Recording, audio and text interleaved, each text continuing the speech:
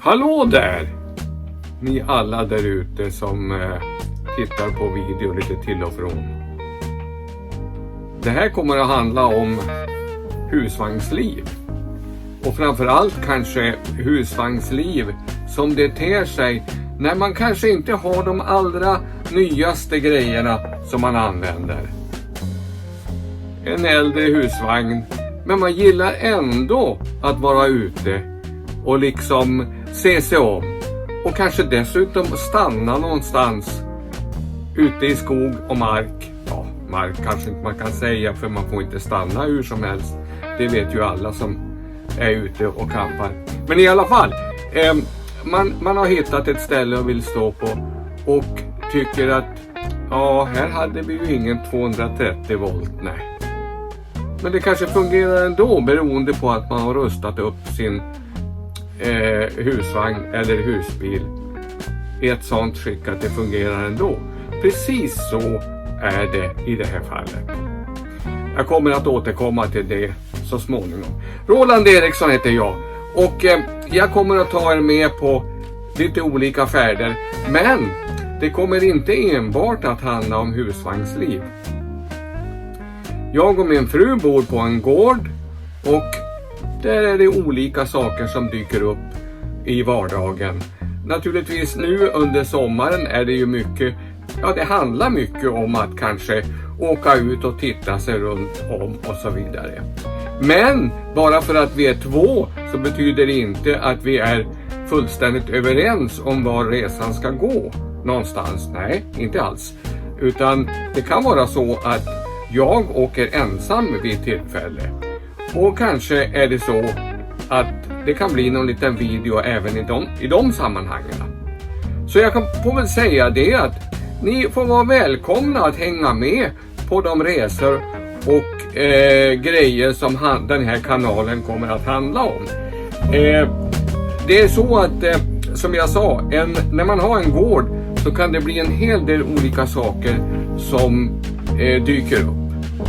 Och det har det gjort genom åren. Den här gården har varit i min ägo i, ja det är väl i alla fall dryga 30 år. Så att det är klart det har hunnit hända en hel del. Och bara för några år sedan så göt jag en pizzaugn. Som förmodligen kommer att komma i något kommande liten video i tillfälle. Men nu ska vi titta på en annan sak som har hänt och som har gjort att husvagnslivet är, ja, det kan vara knöligt ibland. Jag och min fru var på väg till ett ställe hade bestämt vi skulle stå där. Och junivädret, eftersom vi befinner oss ganska högt upp i norr, så har junivädret inte varit särskilt gynnsamt temperaturmässigt. Det har varit gynnsamt ur andra synvinklar. Det har vuxit mycket bra med gräs och gräsmattan har fått klippas lite nu och då. Så det har ju varit bra om man nu gillar det. Så vi kom iväg och hade väl åkt en 5 mil och vi skulle gå in och ta lite fika, tänkte vi, i vagnen. Och det kändes lite småruggigt. Så nej, vi får nog starta igång pannan så vi får lite värme i vagnen, tänkte vi och sa ja. Och gjorde naturligtvis ett försök. Men så det gick inte. Pannan ville inte alls vara med.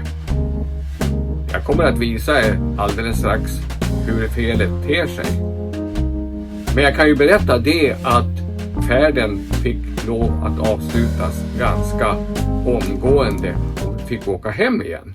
Så nu står vi här på gården med vagnen och funderar lite grann kring vad blir nästa steg i detta. Så är läget just nu.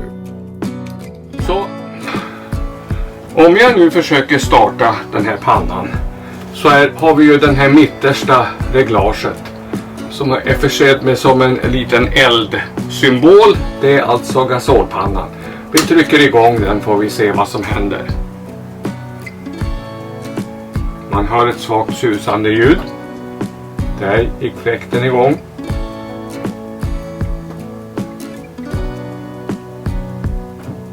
Och där går pannan i blockeringsläge. Alltså, någonting är fullständigt galet. Vi får titta vidare på det.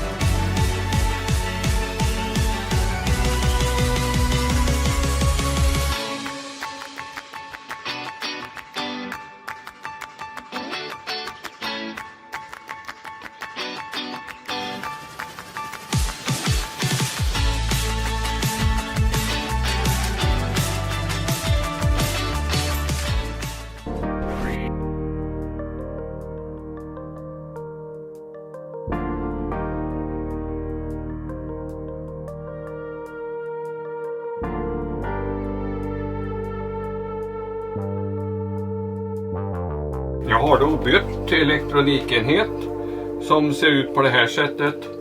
En liten klump som faktiskt kostar lite drygt 4 000 kronor.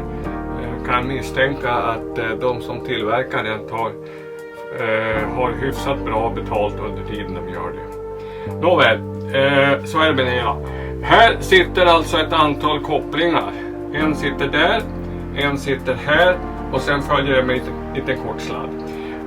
Det man bör göra innan man börjar rota med sådana här saker, oavsett vad det är, husvagn, husbil eller så vidare, det är väl att man ska stänga av allt vad el heter, och man ska givetvis också stänga av gasolen så att man inte ställer till det på något sätt.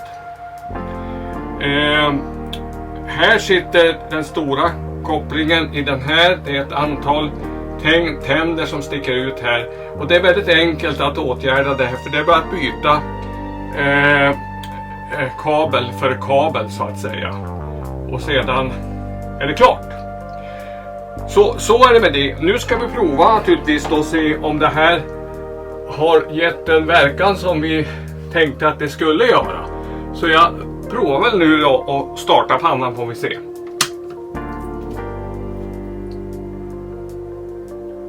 Ett svagt sus hörs. Det blinkar till.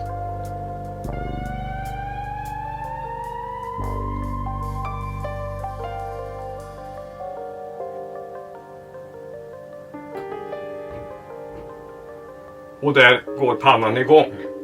Det är ett karaktäristiskt ljud som hörs när pannan startar och gasen antänds. Så det kan man inte missta sig på.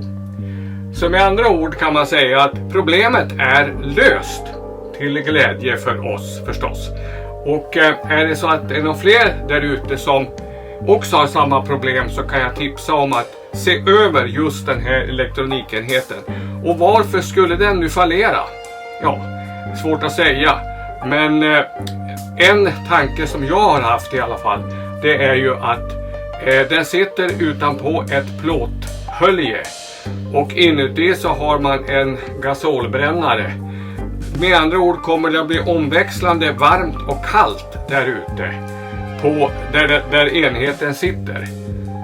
Vilket medför att med tiden så kan det uppstå kontaktproblem hos komponenterna som sitter inuti den här svarta enheten. Jag kommer nu att se efter om det går att öppna den, och jag har sett på andra videos på nätet att det är inte alldeles lätt, men det går. Och vi ska se då också om den här går att laga på något sätt. Så att i sådana fall så kan det ju vara så att det kan vara bra att ha en reserv. Om nu den nya skulle också få för sig att inte fungera. Okej, då stänger vi pannan. För idag behövs det ingen särskilt extra värme. Det kan jag ta om.